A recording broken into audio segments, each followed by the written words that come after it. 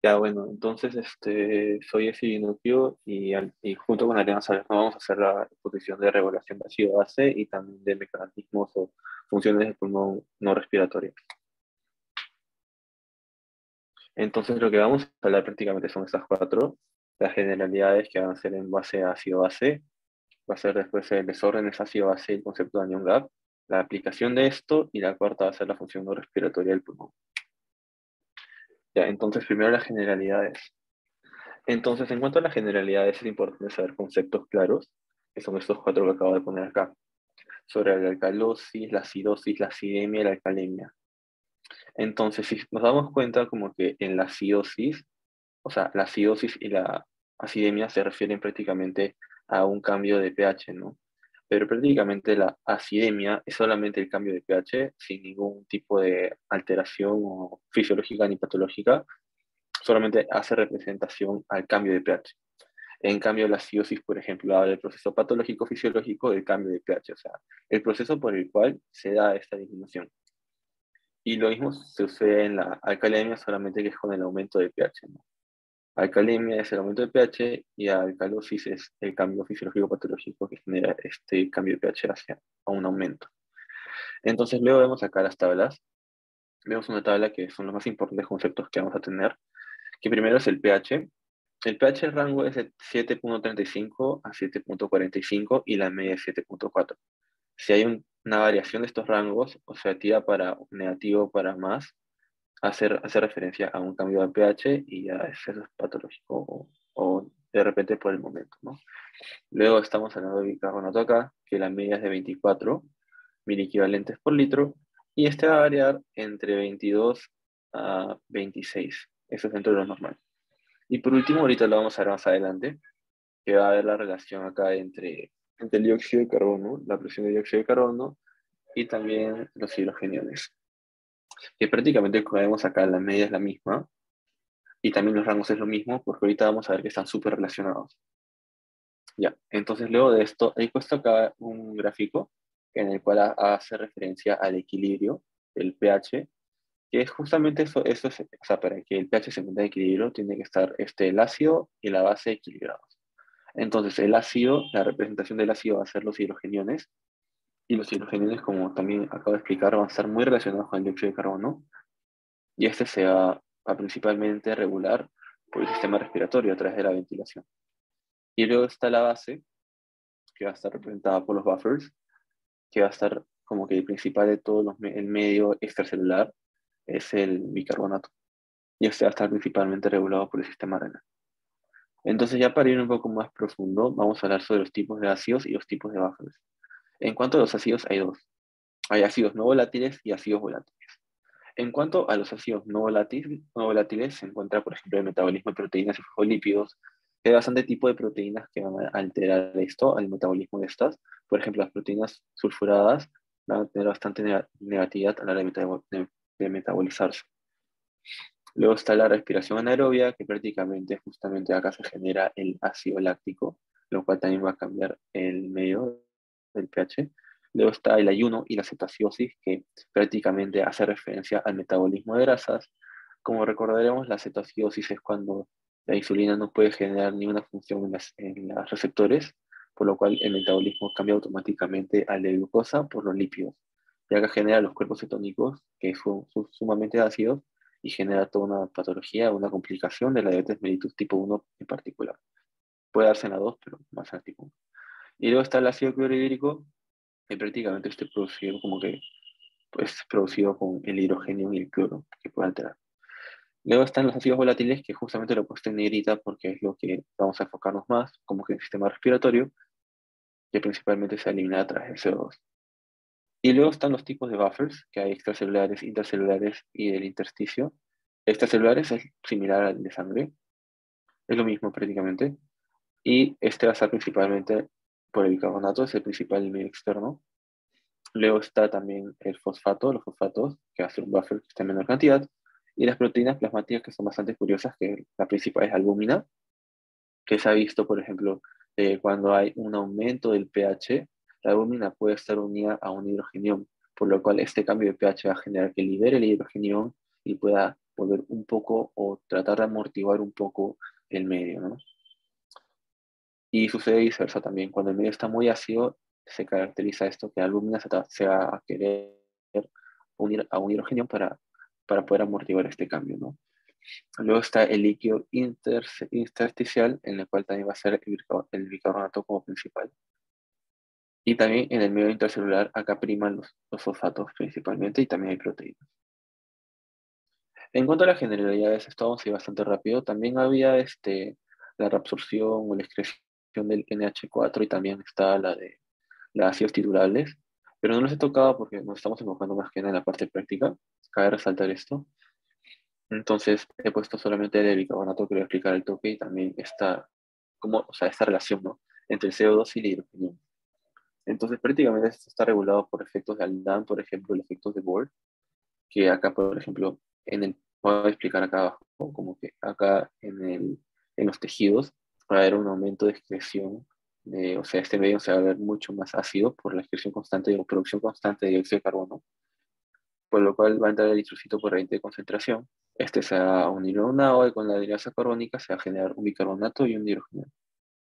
Entonces, este hidrógeno, acá se genera el efecto de Bohr, va a aumentar mucho y va a generar que se libere la oximoglobina y se beba desoximoglobina. Y así se pueda liberar el oxígeno hacia el medio y por gradiente de concentración traspasar la membrana y quedar el tejido. Entonces, teniendo un eritrocito con desoximoglobina, este va a pasar a circulación menor al pulmón y va a suceder como que el efecto Aldana acá, que por gradiente de concentración va a entrar el oxígeno, este oxígeno va a estar en bastante cantidad y se va a unir a la hemoglobina, liberando un hidrógeno. Entonces, en este paso, como que va a entrar un bicarbonato del medio extracelular, se va a unir al hidrógeno recién producido, ya por la anhidrasa carbónica se va a generar CO2 y agua. Y para que este hidrógeno, no olvide resaltar que acá va a generarse un shift inverso, que va a salir un cloro y va a entrar un bicarbonato. Y ya luego el CO2 por ente concentración sale al alveolo y se puede liberar. Entonces, luego está la reabsorción del bicarbonato, que es principalmente como que a través de este sistema como que de uso de energía, que primero va a salir un sodio y va a entrar un fosfato. Entonces, como sale un potasio, va a salir un sodio, entonces va a querer volver a entrar otro sodio. Y acá se va a generar un antiporte con un sodio y una salida de un hidrógeno del medio de la célula. Entonces va a salir el hidrógeno, se va a unir justamente con un bicarbonato filtrado, y acá va a entrar, por ejemplo, va a generarse un proceso similar acá, que se va a generar por la anhidrasa carbónica que se encuentra acá, un dióxido de carbono y un agua.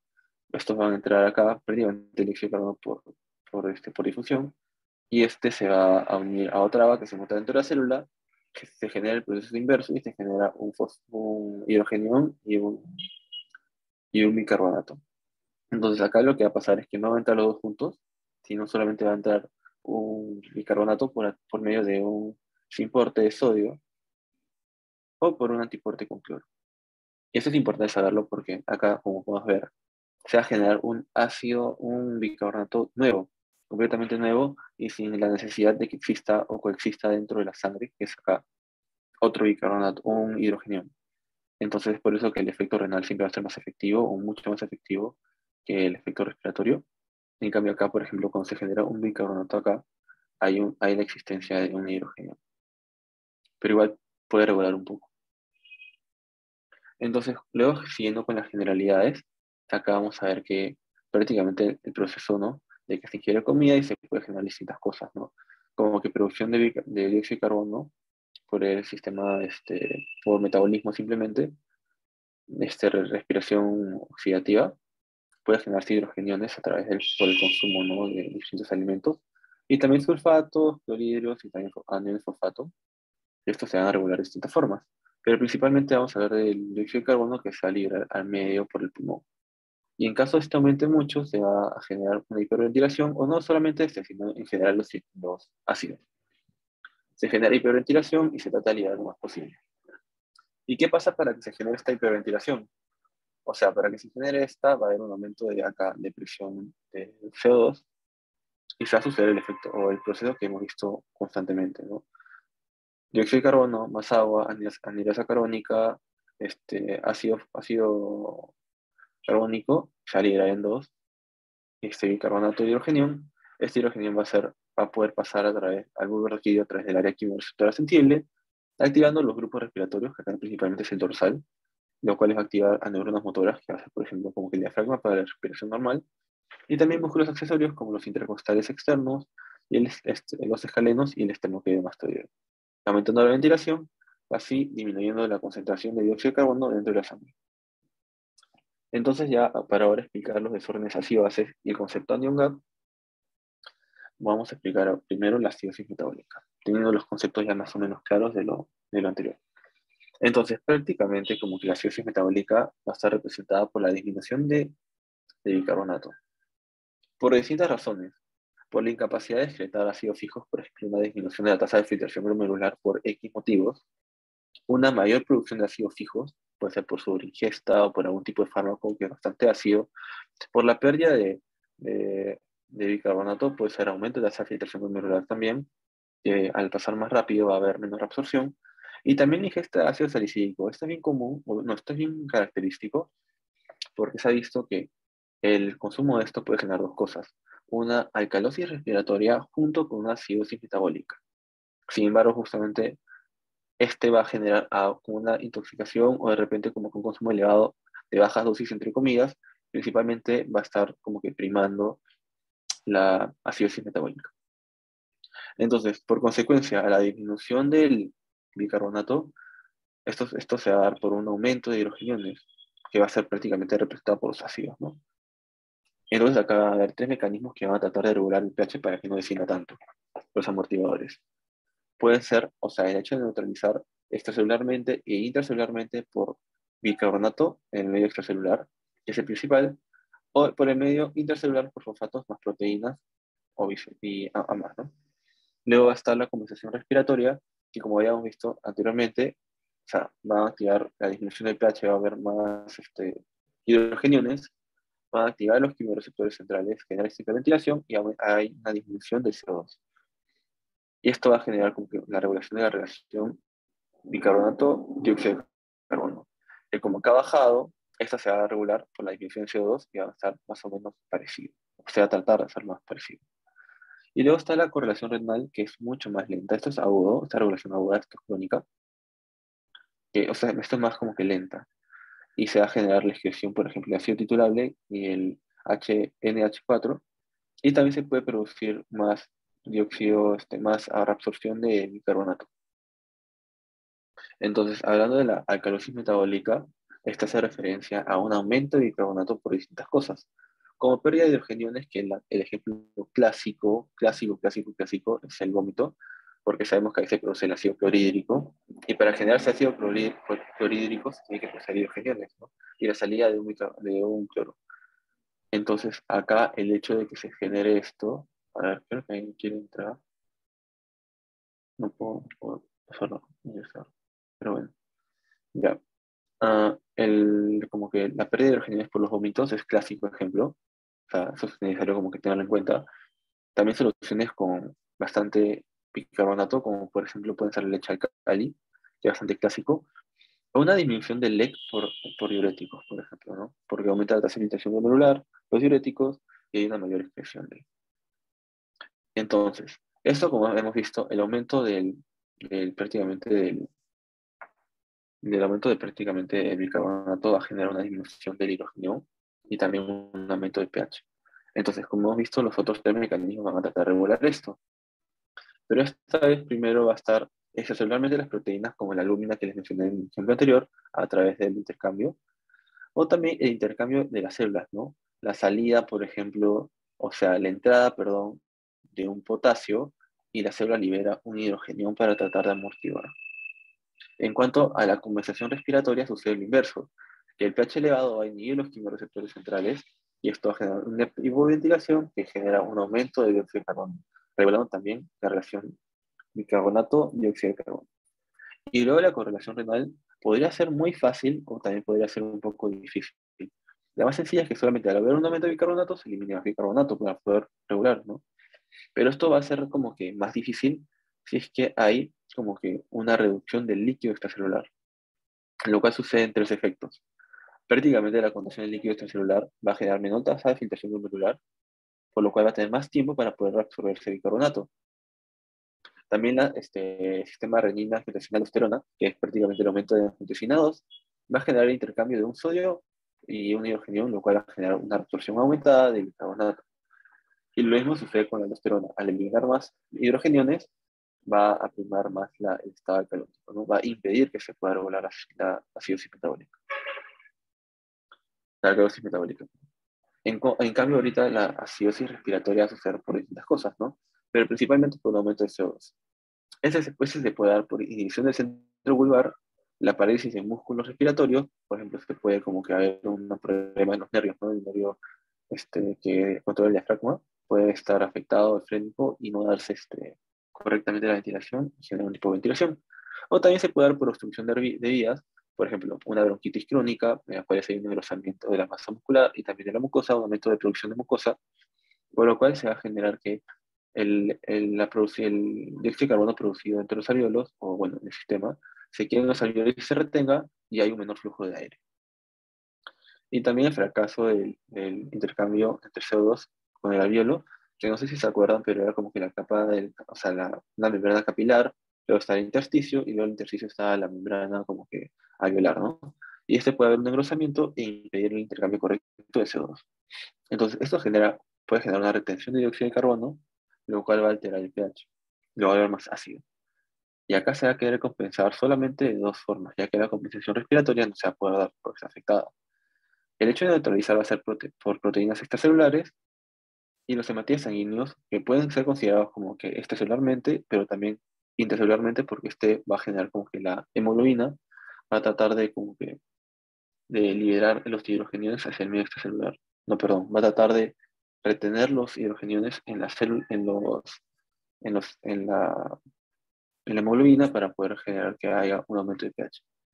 Y acá la correlación renal va a ser la siguiente, que al haber un aumento como que de hidrogeniones, va a quererse generar que haya una menos cantidad de NH4, o sea que se va a querer excretar más, menos ácido titulable, o sea se va a querer excretar más ácido titulable, y va a generarse como que un querer generar más bicarbonato nuevo.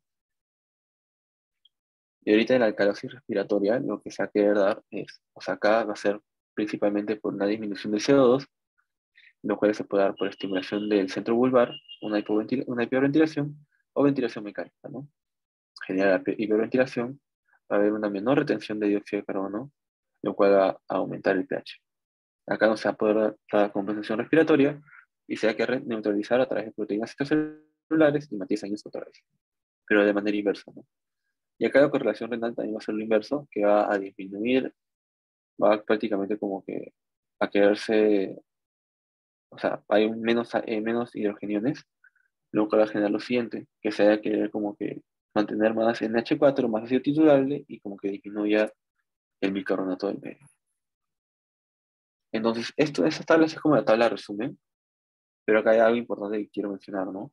Que va a ser la respuesta compensatoria teórica. Acá en la acidosis metabólica y en la alcalosis metabólica, va a haber una disminución o un aumento de un miliequivalente de bicarbonato. En la acidosis metabólica va a haber una disminución de 1,3 milímetros de mercurio de presión de dióxido de carbono. Y acá el aumento de un miliequivalente de bicarbonato va a haber un aumento de 0,7 milímetros de mercurio de presión de dióxido de carbono. Y acá en la acidosis respiratoria va a haber dos fases, ¿no? La aguda y la crónica. En cuanto a la aguda, va a generarse como que un aumento de o sea, el aumento de o sea, de 1 milímetro de mercurio de la presión de dióxido de carbono, va a quererse darse un aumento de 0,1 miliequivalentes de bicarbonato. Pero una fase más crónica, esto va a aumentar. Antes era por 0,1 y ahora va a ser el aumento por 0,4. Y acá en la causis respiratoria sucede el inverso, que la disminución de 1 milímetro de mercurio de la presión de dióxido de carbono te va a querer dar la disminución de 0,2 miliequivalentes y en crónica 0,4. Y acá la unión GABA prácticamente se va a dar o va a ser usado en la acidosis metabólica, que prácticamente cumple con un criterio de electroneutralidad en el medio extracelular. que más o menos como que los aniones y cationes van a querer estar estables. Entonces, como sabemos, el principal anión, o cation, perdón, del medio extracelular es el sodio. Entonces, prácticamente es como que 140 como vemos en la tabla, y los demás aniones del medio extracelular van a tratar de ser iguales, ¿no? El principal es el cloro también, luego sigue el bicarbonato, y luego está este hiato aniónico, que es el anión GAP, que puede estar regulado por distintas cosas, ¿no? Entonces, prácticamente varía, como vemos acá, de 8 a 16, y si hay como que un aumento de más de esto, se considera como que un aumento del anión GAP. Ya que acá vemos los valores normales de cada uno. O sea, el carbonato ya sabemos, el sodio ya mencioné, y el cloro tiende a rondar entre 96 a 106, pero acá la media es 105. Y puede darse dos cosas: una acidosis metabólica con aumento de anión GAP, o una acidosis metabólica con hipercloremia con anión GAP. O sea, acá parece normal, pero tiene una hipercloremia, ¿no? Con un aumento de las concentraciones normales de cloro. Y ahora vamos a pasar a los ejercicios de aplicación, que es o sea, como creo que es lo más importante para terminar de entender todo. Para esto primero se ve lo siguiente, ¿no? Tienes la muestra del sangre arterial y se ve el pH. Entonces, si ves que está menor a 7.4, se considera una acidosis. Y si es mayor a 7.4, se considera una alcalosis. Entonces, prácticamente la acidosis puede darse de dos maneras, ¿no? Metabólica y respiratoria. Entonces, en la metabólica se ve si es que es menor a 24 miliequivalentes. En la respiratoria se ve si es que es mayor a 40. Y acá sucede lo inverso. Si es mayor a 24, se considera acidosis metabólica. Y si es mayor, o no, si es menor a 40 milímetros de mercurio, se considera que es alcalosis respiratoria. Y la compensación renal se ve como que lo inverso, ¿no? Acá, o sea, como que, por ejemplo, acá, ¿no? Si se quiere dar la compensación renal a una acidosis metabólica, tiene que haber una disminución de la presión parcial de dióxido de carbono a menos de 40. Y así sucede con lo demás. Ya, entonces acá he puesto algunos ejemplos, o sea, algunos ejercicios que vamos a ir desarrollando para poder entender esto mejor. Entonces acá vemos prácticamente un niño de 17 años con diabetes mellitus tipo 1. Acá entendemos que la diabetes tipo 1 va a ser los cuerpos cetónicos, tenemos este concepto previo anteriormente, que va a venir a la emergencia por náuseas y dolor abdominal, ¿no? Pasada las 6 horas. Esto dice que es agudo. Entonces, acá nos confirman dos cosas. Prácticamente acá vemos la glucosa en 409, que es súper elevado. O sea, acá confirmamos que hay un problema con la azúcar. O sea, que la diabetes mellitus no está controlada. Y acá vemos que otra cosa que es importante es que hay náuseas, más no te especifica que hay vómitos, o sea, no hay una pérdida de los hidrogeniones. O sea, el cuerpo se puede encontrar una acidosis metabólica completa por causa de los cuerpos cetónicos. Y justamente acá nos dicen, ¿no? Hay presencia de cuerpos cetónicos. Entonces, ¿cuáles serían los resultados siguientes que se pueden encontrar en el paciente? Entonces, teniendo los conceptos anteriores, vamos a hacer este ejercicio. Entonces, si se encuentra, por lo que hemos visto, se encuentra en una acidosis como que metabólica, se ha dado lo siguiente, ¿no? Que va a ser el pH menos, como hemos visto, o sea, como mínimo de 7.35. Entonces, acá descartamos de frente la A, descartamos de frente la B, descartamos, o sea, la C puede ser, la D puede ser, descartamos completamente la E, y podría ser que la F, o sea, podría ser que la F se pueda considerar. Entonces, teniendo tres opciones de respuesta, pasamos a ver el bicarbonato. Por acá no nos especifica, o sea, es bastante característico que la diabetes mellitus tipo 1, en cuanto a la cetoacidosis, haya una respiración de Kussmaul que va a ser como que la eliminación rápida de dióxido de carbono para poder regular esto, ¿no? Como que por compensación va a ser una respiración clásica. Pero acá no nos especifica. Entonces vayamos a evaluar el bicarbonato, que obviamente va a estar alterado. Entonces, en las opciones que nos quedan, que era la C, la D y la F, vemos lo siguiente, que acá en la C, que era una opción, va a estar en 23, pero hemos visto que el rango es de 22 a 26, entonces también se descarta. Y acá vemos que la D, por ejemplo, que habíamos considerado acá, puede ser porque es 24, que es 24, o sea, que era 29, y ahora acá es 14, o sea, sí se puede considerar todavía. Y la F, que era nuestra tercera opción, vemos que es 29, o sea, no hay forma. Entonces, por descarte, sabemos que la respuesta es la D, y efectivamente es la D. Luego pasamos a resolver el siguiente ejercicio, que acá vemos una persona, una mujer de 64 años de edad, que se mantiene constantemente en examinación. Dice que hace 6 semanas presenta fatiga y más o menos como que calambres en sus pantorrillas. Entonces sabemos que la historia clínica ya, bueno, este floro, como que hipercloremia y hipertensión. Y que es que es progresor hace 6 meses. O sea, no es muy importante. Atorvastatina, que es prácticamente para controlar ¿cómo se llama? La, la hipercolesterolemia y el lisinopril, que es para controlar la hipertensión. Y luego la temperatura, que bueno, está con temperatura elevada, un pulso normal, las respiraciones están un poco elevadas, que justamente para este tema es importante. Y la presión, o sea, está entre 130 a 83. No podemos diagnosticar una hipertensión, porque sabemos que para diagnosticar hipertensión tenemos que tomar 3 tomas.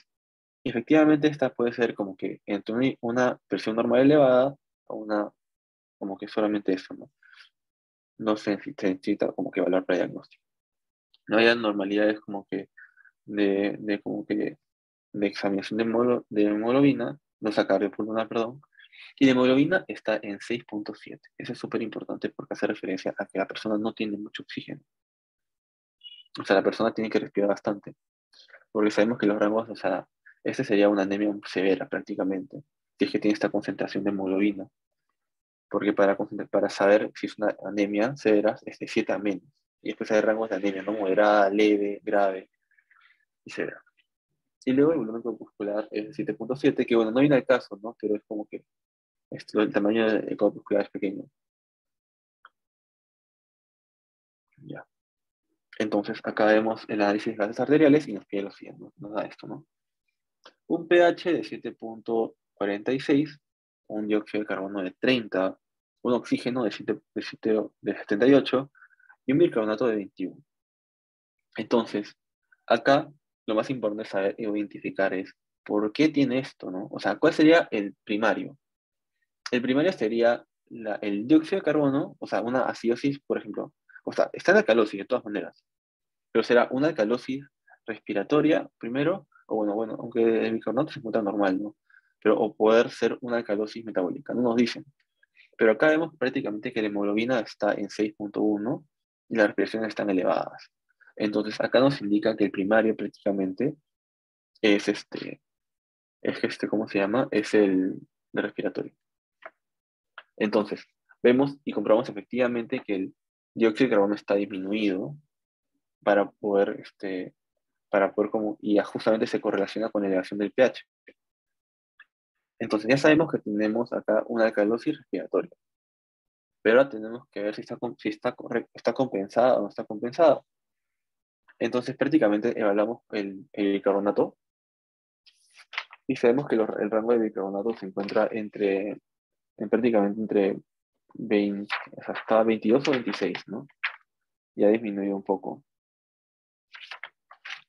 Entonces, prácticamente acá como que desarrollamos los rangos y como vemos que es un historial crónico, no sé si se acuerdan, pero era como que cuando era crónico una alcalosis respiratoria era como que 0,4 lo multiplicabas, ¿no? Entonces, acá se ve que la variación de lo normal, voy a sacar un lapicero para poder desarrollarlo. Entonces, sabemos que en una alcalosis respiratoria, por uno que disminuía, o sea, el rango normal de dióxido de carbono es 40, ¿no? Acá ha bajado a 30, entonces hay una variación de 10.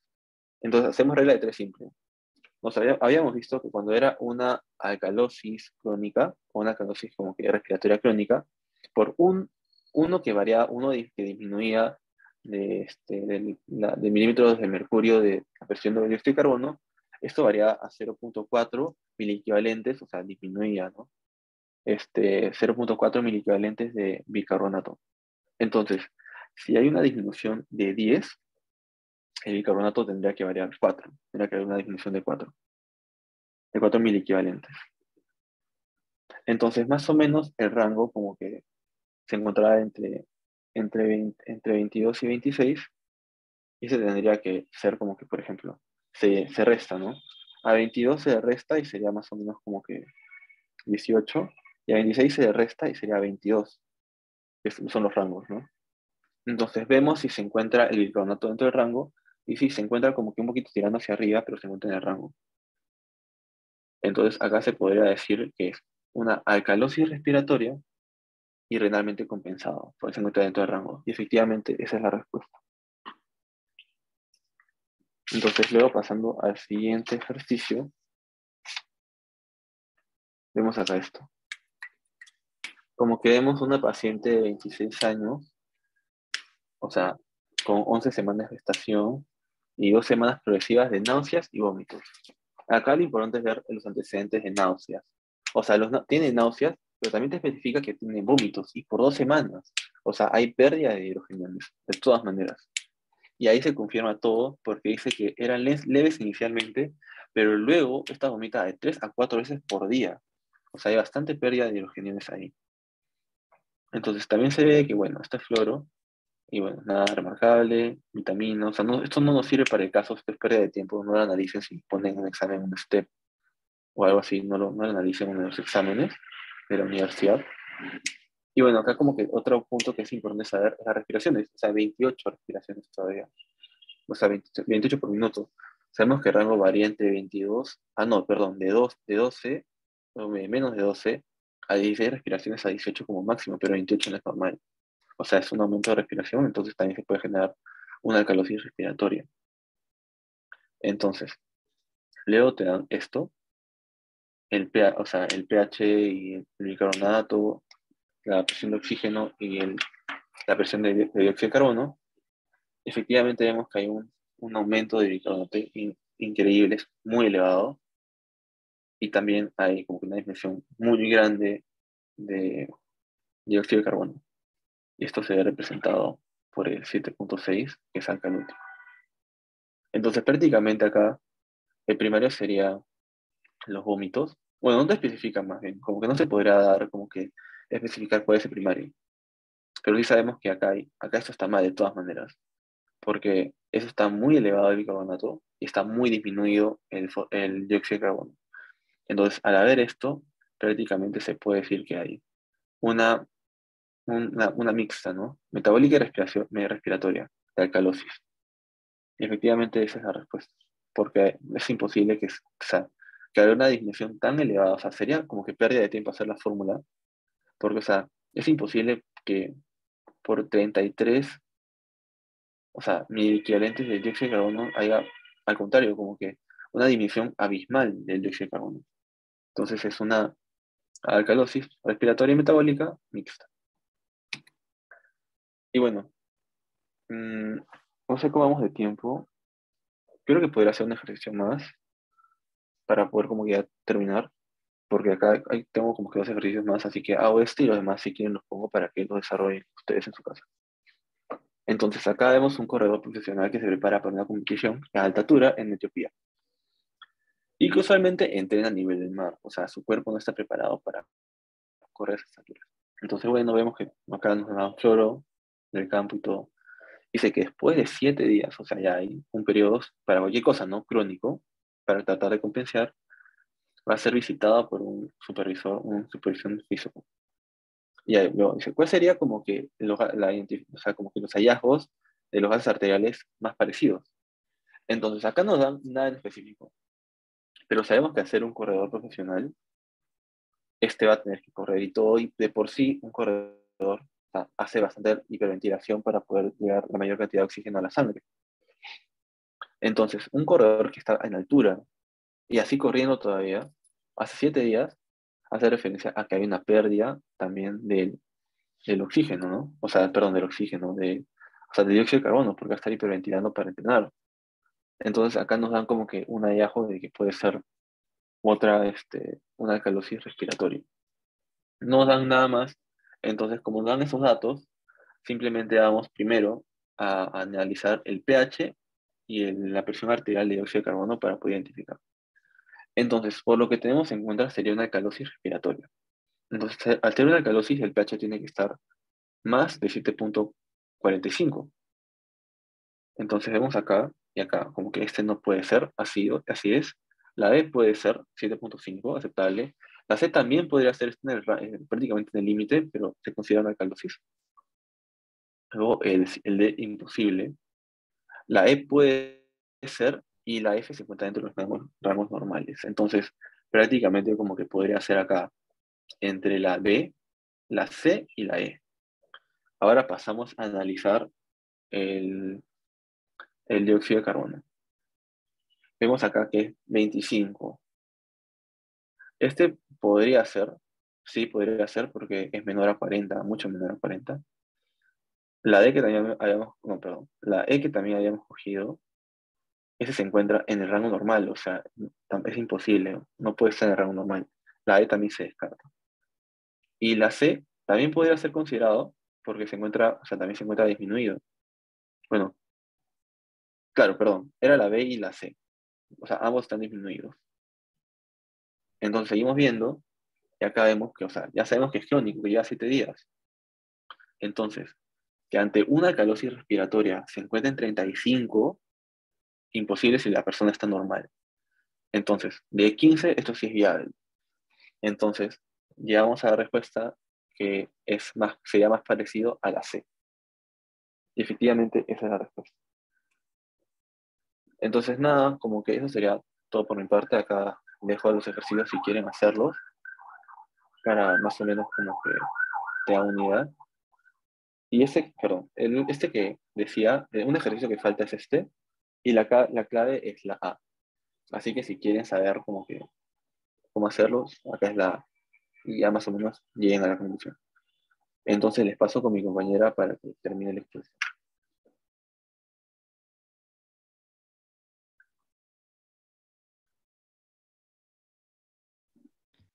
Bueno, ¿qué tal? Yo voy a seguir con la exposición. Ahora vamos a ver lo que es la función no respiratoria del pulmón. Siguiente, por favor. Ya, primero vamos a ver lo que es los mecanismos de defensa y lo que es la forma de ingreso y la deposición de las diferentes partículas. Primero es importante recalcar de que, bueno, todas las partículas van a tener un tamaño diferente. Hay partículas de que van a ser mucho más grandes que otras y lo podemos ver en el cuadrito de la izquierda, en donde, por ejemplo, vemos que las bacterias y los virus van a tener un tamaño mucho menor, por ejemplo, a comparación de los polens. Y esto va a ser muy importante porque de acuerdo al tamaño de la partícula vamos a ver en qué cavidad de la vía respiratoria puede estar alojada, ¿no? Por ejemplo, en la nasofaringe, que es el de la imagen de la derecha de la A, solamente pueden entrar partículas, o sea, pueden entrar partículas hasta de 5 micrómetros. En las vías respiratorias inferiores, de 1 a 5, y en los alvéolos tienen que ser menores a 0.1. Entonces vamos a ver lo que es la impactación, la sedimentación y la difusión. La impactación, o también llamada choque, se va a dar más que nada en la vía aérea superior, que es en la nasofaringe, y bueno, ahí vamos a ver de que el ingreso del aire es mucho más rápido y esto va a hacer que la partícula pueda ir en varias direcciones y va a chocar contra la pared de la vía aérea. Y una vez que choca, el mecanismo de defensa va a ser lo que son los cilios, el moco, o en algunos casos también puede ser deglutida. En lo que es la sedimentación, vamos a ver de que, bueno, se va a dar en las vías aéreas inferiores y, bueno, la velocidad ya va a ser mucho menor y la partícula va a caer básicamente por la gravedad y va a chocar contra las paredes, ¿no? Y una vez que esta partícula choque, los cilios y el moco van a ayudar a llevar, por decirlo así, contracorriente a esta partícula para que así pueda ser expulsada o deglutida, ¿no? Y después, en el caso de la difusión, vamos a ver de que, bueno, se va a dar en los alvéolos, como lo dije anteriormente, y ya básicamente en este punto ya no va a haber velocidad. Entonces, el desplazamiento que va a tener se llama desplazamiento de forma errática. Y una vez que choca, va a llegar la célula para poder combatirla, ¿no? Que es el macrófago alveolar. Y este va a fagocitarlo y posteriormente puede ir hacia la vía linfática y así poder eliminar esta partícula tóxica, ¿no? Siguiente, por favor. Ya, ahora en cuanto a los mecanismos de defensa, vamos a tener básicamente dos grandes mecanismos. Primero vamos a tener lo que es el componente físico y después vamos a tener el componente celular. El componente físico vamos a tener lo que son los sistemas de filtración de la vía aérea superior y los reflejos, que son tanto el estornudo y también la tos. Lo que son los sistemas de filtración de la vía aérea superior vendrían a ser más que nada las vellosidades de las narinas y también el vestíbulo. Y en el caso del componente celular, vamos a tener lo que es lo fagocítico, que son los macrófagos alveolares y también los neutrófilos, y lo inmunológico, que vendría a ser la inmunidad innata y la inmunidad adquirida. En la inmunidad innata vamos a encontrar lo que son los factores humorales, que son las mucinas, los péptidos antimicrobianos, la lactoferrina y también las lisocimas. Y también vamos a tener lo que son las células epiteliales y las células fagocíticas, ¿no? Y en la inmunidad adquirida vamos a tener las inmunoglobulinas y también los linfocitos T y también los linfocitos B. Siguiente, por favor. Primero vamos a ver lo que es el componente físico. Y en el componente físico, bueno, sabemos que el componente físico va a ser la primera línea de defensa de la vía aérea superior y va a reducir el número de partículas que puedan llegar a los alvéolos. Entonces, en el componente físico vamos a encontrar el filtrado de la vía aérea, el reflejo de la tos y del estornudo, y también el sistema mucociliar, ¿no? Que vendría a ser el moco y los cilios. Y bueno, más abajo, en la vía aérea más inferior, que vendría a ser el alvéolo, vamos a encontrar el mecanismo que no es físico, ¿no? Sino que es el celular, que lo vamos a explicar un poco más adelante. Primero, el estornudo, vamos a ver de que va a ser una exhalación explosiva y forzada, y va a estar desencadenada por los receptores de la nariz, y también vamos a encontrar que la glotis siempre va a estar abierta. Y en el caso de la tos, vamos a ver que es un mecanismo fisiológico que va a limpiar la vía aérea de las partículas extrañas y también del exceso de secreciones. Este va a ser una expiración violenta que va a requerir un alto flujo de aire y también va a ser para poder eliminar las partículas extrañas o este, el exceso de secreciones como moco que podremos encontrar en la vía aérea.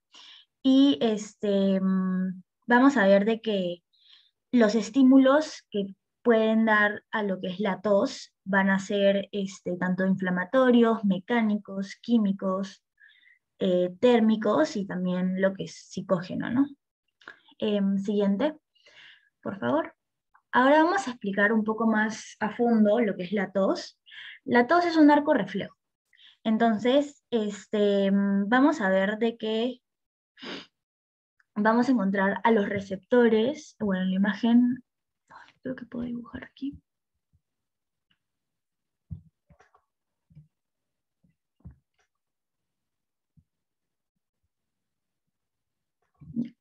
Vamos a ver aquí lo que son los receptores y vamos a ver acá lo que es el centro de la tos. Entonces, los receptores van a ser los que son, bueno, están en negrito, que son, por ejemplo, el de aquí, el de acá y todos los que están en negrito. Y bueno, el centro de la tos va a ser este que está aquí atrás. Entonces, primero vamos a ver de que los receptores, bueno, se van a encontrar justo por debajo del epitelio y va a ser en la vía intra y también en la vía extrapulmonar. Estos receptores van a responder a cambios de las propiedades mecánicas de la vía aérea y también estímulos como los que son la broncoconstricción o también la obstrucción de la vía aérea. Por eso es que, por ejemplo, en el caso de que haya una inflamación de la vía aérea, como en el caso de un resfrío, vamos a ver que algunas personas van a tener este arco reflejo de la tos, y por ejemplo en el caso de que haya una obstrucción por un objeto extraño, también las personas van a comenzar a toser para poder eliminar este objeto extraño y poder liberar la vía respiratoria para que la respiración como normalmente se debería de dar. Después también vamos a tener otro tipo de receptores, que son los de adaptación lenta. Los que expliqué antes son los receptores de adaptación rápida. Ahora los receptores de adaptación lenta vendrían a ser los que van a responder también a los cambios de propiedades mecánicas, pero su pico máximo va a ser al terminar la inspiración y antes de la expiración. Entonces, este reflejo va a ser considerado como el reflejo de Hering-Bauer. Y después vamos a tener lo que son las fibras C, que las fibras C son de tipo no mielinizadas y van a responder ante un estímulo químico doloroso o también un estímulo mecánico. Y bueno, básicamente lo que vamos a ver acá, que es el estímulo, el estímulo del receptor, que va a ir vía aferente, va a llegar al centro de la tos, va a ir y eferente y va a ir hacia el órgano efector, que vendría a ser el sistema respiratorio. Siguiente, por favor. Vamos a ver lo que son ya. Vamos a ver lo que son las fases de la tos. Primero vamos a ver, bueno, básicamente va a consistir en tres partes, que es la fase inspiratoria, la fase de compresión y la fase expiratoria. Pero antes de esto es importante recordar de que tiene que haber una fase de irritación o una fase que lo dé, ¿no? La tos no se va a dar de la noche a la mañana, o sea, no se va a dar de la nada, sino que va a haber un estímulo de los receptores, ya sean de adaptación rápida o de adaptación lenta, como los expliqué anteriormente. Entonces, en la fase inspiratoria vamos a ver de que la glotis se va a abrir y bueno, el aire va a ingresar a los pulmones, y el aire va a ingresar a los pulmones, y después vamos a ver lo que es la fase de compresión, que vamos a ver que la glotis se va a cerrar y la presión intratorácica va a aumentar como resultado de la contracción de los músculos expiratorios. Y finalmente vamos a ver lo que es la expulsión o la fase expiratoria, como está acá indicado. También se puede decir la fase de expulsión. Y esta fase va a ser básicamente, se va a dar una apertura de la glotis y el aire va a salir con gran velocidad y flujo, y bueno, en el caso que haya flujo se va a expectorar, y en el caso que no lo haya, no se lo va a hacer. Entonces vamos a ver que la glotis se abre y bueno, la liberación repentina de aire, ¿no? Y este aire puede ir a una velocidad de 80 a 800 kilómetros, dependiendo de la tos, ¿no? Siguiente, por favor. Bueno, después vamos a ver lo que es el clearance mucociliar. El clearance se va a dar porque, bueno, nosotros tenemos en la vía respiratoria un epitelio de tipo respiratorio, en el cual vamos a ver de que va a evitar la entrada de sustancias hacia el interior, ya que va a funcionar como un mecanismo de defensa. Entonces, este sistema mucociliar lo que va a hacer es prevenir de que las partículas lleguen hacia las vías aéreas inferiores o los irritantes. Entonces, el sistema mucociliar va a estar compuesto por una capa de moco y también por lo que son los cilios. Y bueno, el moco va a ser producido por las células caliciformes y también por las glándulas mucinosas o las glándulas mucosas. Y estas se van a encontrar en el epitelio del aparato respiratorio, en la parte de la submucosa, que está por aquí abajito. Después vamos a ver de que el moco va a estar compuesto básicamente por dos capas. La primera es la capa gel, que va a ser media viscosa, y va a atrapar todas las partículas de polvo. Acá podemos ver las partículas atrapadas en esta capa. Y después vamos a ver a la capa Sol, que es esta de acá abajo, acá está indicada con una flechita, de que va a ser más líquida y los cilios van a poder hacer sus movimientos para poder moverse y poder arrastrar todas estas partículas que hayan ingresado. Y bueno, este moco también va a poder contener macromoléculas, electrolitos, aminoácidos, mucinas, inmunoglobulinas, etcétera, que van a atrapar las partículas y también los gases y van a facilitar la remoción gracias a los cilios que tienen. Después también es muy importante recalcar que las mucinas van a ser proteínas glicosiladas de gran tamaño y van a ver básicamente lo que son dos tipos. Primero vamos a ver lo que son las mucinas secretadas y las mucinas asociadas a la membrana. Las mucinas secretadas van a ser las que van a dar forma a la capa gel. Y las asociadas a la membrana van a funcionar como lo que son los receptores de superficie celular para los patógenos y van a activar las vías de señalización intracelular. Después las defensinas, que también las mencioné, van a ser moléculas de carga positiva con una acción de tipo antibiótica, es decir, bactericida, que va a eliminar a las bacterias, y van a funcionar atrayendo la carga negativa de las bacterias, ya que las bacterias usualmente están con carga negativa, entonces estas van a tener carga positiva y, bueno, como son opuestos, se van a atraer. Después vamos a tener a la lactoferrina, que va a ser una proteína que, bueno, tiene hierro y se va a secretar en las células epiteliales o también es secretada por los neutrófilos y va a privar a los microorganismos de hierro. Y bueno, es muy importante también mencionar el complemento que va a opsonizar o a marcar a las células para cuando llega el fagocito y bueno, de esa manera se va a diferenciar de esta sustancia. Por favor, la siguiente imagen. Bueno, acá podemos ver lo que son los cilios, que van a ser estos de acá, que están de manera vertical. Van a ser las extensiones del citoplasma de las células cilíndricas del epitelio respiratorio. Y bueno, se van a encontrar desde las fosas nasales hasta los bronquios o bronquiolos. Y bueno, sabemos que hay aproximadamente 250 cilios por cada célula, es decir, de que hay muchísimos cilios en toda la vía respiratoria. Y bueno, va a ser compuesta por una estructura llamada anoxema, que la voy a dibujar acá al costadito, a ver si puedo, que es como una especie, uy, un poco difícil dibujar acá.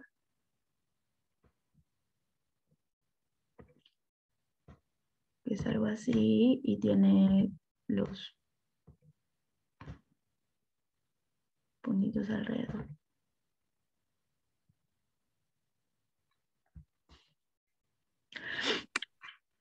Bueno, y bueno, va a tener, la anoxema va a tener cuatro pares de perdón, 9 pares de microtúbulos y va a tener los dos centrales. Entonces, estos pares que he dibujado por acá arribita, en realidad son 9 todo alrededor.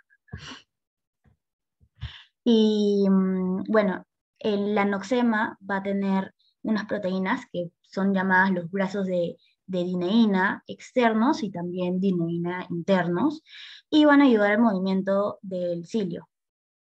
El movimiento del cilio lo vamos a ver en la siguiente imagen. A ver, si no, pásala por favor para poder explicarla. Aquí vamos a ver el movimiento del cilio, que si se dan cuenta va a ser como un látigo, por así decirlo, que va a ir en dirección cefálica para poder expulsar las partículas. Entonces, este movimiento se va a llamar sinergismo. Entonces, el cilio se va a mover de esta forma, que es la forma de látigo,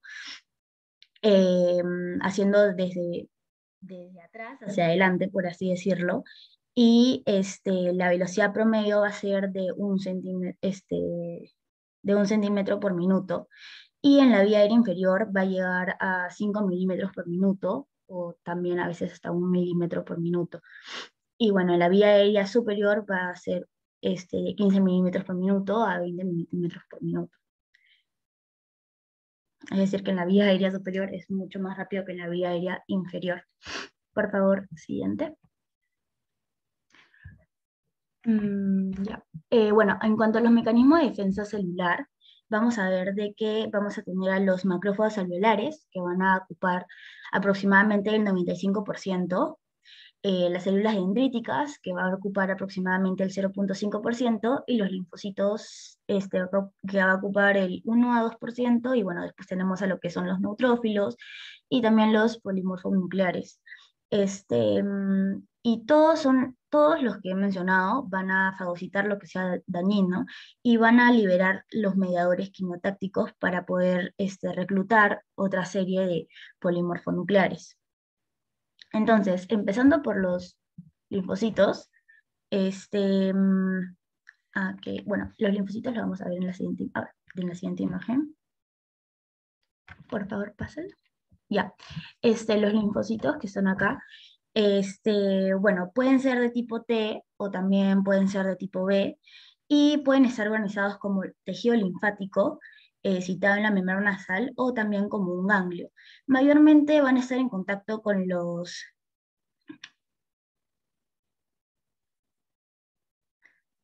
Perdón, van a estar en contacto con los conglomerulados linfoides, que se va a llamar el MALT, que es el tejido linfoide asociado a mucosas, y se va a encontrar en cualquier órgano. En el pulmón, en el área bronquial, se va a llamar BALT. Y después vamos a tener lo que son las inmunoglobulinas, que acá tenemos una, que va a pertenecer al mecanismo de defensa humoral y van a estar presentes en el pulmón de tipo inmunoglobulina G, inmunoglobulina A o también inmunoglobulina E. Y la G y la A, bueno, la IgG y la IgA van a contribuir significativamente en la defensa contra la infección del pulmón. Siguiente, por favor. Ah, no, perdón, ¿puedes regresar? Quería explicar un poquito lo que es el basófilo, que no mencioné. Antes el neutrófilo y el eosinófilo básicamente lo que van a hacer fagocitar, como lo dije, pero también el basófilo lo que va a ayudar es a la hipersensibilidad, ya que van a ser los receptores de la IgE, perdón, ya que el mastocito va a liberar sustancias anafilácticas. Ya, ahora sí la siguiente, por favor. Ahora tenemos lo que es el almacenamiento y la filtración de la sangre. Entonces, bueno, nosotros sabemos que existe una circulación pulmonar o circulación menor y una circulación mayor o circulación general. En la circulación pulmonar, bueno, vamos a ver de que la sangre desoxigenada va a pasar por los pulmones, saliendo del corazón, y de los pulmones va a volver a ingresar al corazón, al ventrículo izquierdo. Perdón, a la aurícula izquierda, para después pasar al ventrículo izquierdo y salir hacia la circulación mayor. Entonces, esa es la parte de oxigenación, no la vamos a tocar ahorita, porque ahorita vamos a ver las funciones no respiratorias del pulmón. Entonces, a lo que se refiere con filtración de sangre, es de que como el pulmón, al estar ubicado entre la sangre venosa y la sangre arterial, va a cumplir la función de filtrar la sangre, no necesariamente bueno, también es de dióxido de carbono, pero también de los desechos de toda la circulación, de la circulación mayor. Entonces, el pulmón, a ser altamente irrigado, va a permitir de que pueda sacrificar regiones del lecho vascular, ya que van a llegar a la circulación las partículas de desecho, como en los casos de trauma o en el caso de las medidas terapéuticas, como en el caso de los medicamentos. También pueden ser partículas de fibrina, coágulos, émbolos o células grasas. Y bueno, si estas no no son filtradas por el pulmón podrían llegar a la circulación sistémica y puede ocluir los vasos pequeños. Entonces, esto se va a poder realizar por el pulmón porque el pulmón es altamente vascularizado. Entonces, al tener muchos capilares, va a tener también lo que son las enzimas líticas, los macrófagos y el drenaje linfático. Entonces, si se obstruye un capilar de estos, el pulmón simplemente lo que va a hacer es cortar la circulación de esa zona y abrir otros capilares para el paso de la sangre y poder oxigenar la sangre que haga falta. Entonces, también vamos a ver lo que es un intercambio de fluidos y también la absorción de drogas por las leyes de Starling, en donde la presión oncótica intracapilar es mucho mayor que la hidrostática. Entonces, la presión neta va a ser una presión de reabsorción. Y esa propiedad va a ser aprovechada también por los medicamentos, como es en el caso de la anestesia, o también en el caso de los broncodilatadores, que por ejemplo podemos ver lo que es el salbutamol. Y después vamos a ver lo que es el almacenamiento. Y en el almacenamiento, bueno, sabemos que el pulmón va a recibir toda la sangre desoxigenada y va a oxigenarla y va a llevarla hacia el corazón nuevamente. Entonces, a través de este intercambio, que bueno, va a ser la arteria pulmonar y después la vena pulmonar, vamos a ver de que el, el gasto cardíaco que recibe el pulmón es igual de grande que el que recibe todo el cuerpo. Es un gasto cardíaco súper grande. Entonces, lo que va a hacer es que va a tener una presión intrapleural negativa. Entonces, esto hace que pueda almacenar entre 250 a 300 mililitros de sangre por cada metro cuadrado de superficie de área corporal. Entonces, en una persona promedio sería aproximadamente entre 500 a 600 mililitros de sangre. Entonces, esto va a servir como un reservorio para el ventrículo izquierdo cuando el gasto cardíaco aumenta y cuando el retorno venoso es menor. Entonces, cuando el retorno venoso es menor, el gasto cardíaco se va a mantener por un tiempo por el reservorio de sangre del pulmón. Entonces, es decir, de que si el gasto cardíaco aumenta y el retorno venoso es menor, todo lo que está reservado en el pulmón va a poder mantener el gasto cardíaco aumentado y la persona no va a entrar en un shock. Siguiente, por favor. Finalmente tenemos lo que es la función metabólica, en donde vamos a ver de que hay un metabolismo de sustancias vasoactivas, en donde vamos a ver que se realiza en el endotelio del pulmón, o también van a ser inactivadas o removidas a la circulación, o también lo que es alteradas. Después vamos a ver que la formación o liberación de sustancias químicas para el uso local, que es lo de acá en síntesis, que vamos a ver la producción del surfactante, histamina, IgA, y vamos a ver también lo que es la formación y liberación de sustancias químicas de la sangre, hacia la sangre, que van a ser la serotonina, los leucotrienos, la bradykinin, noradrenalina y las prostaglandinas. Y bueno, en la captación y almacenamiento vamos a ver lo que son las que no tienen cambios y bueno, las modificadas que las podemos ver aquí en el cuadrito. Y eso sería todo. Bueno, ahora tengo hay un quizzes para poder verificar lo aprendido.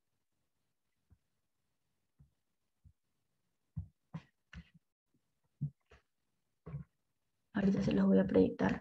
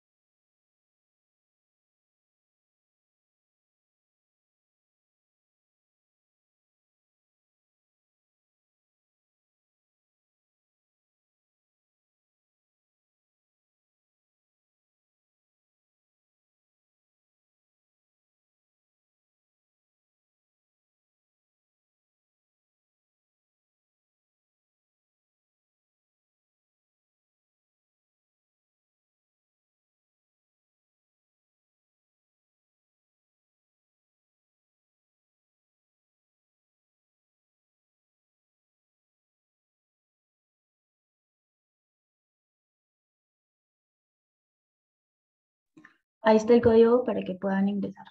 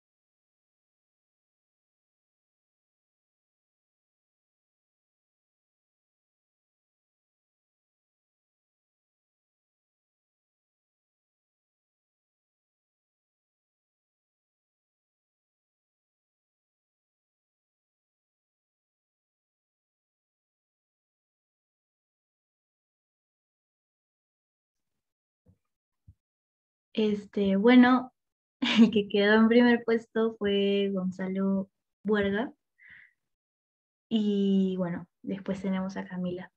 Muy bien, chicos. No se olviden de que va a estar grabado y lo vamos a subir a la página de YouTube de Socio PC. Y si tienen alguna duda, es momento de aclarar sus dudas ahorita, antes de terminar el Zoom.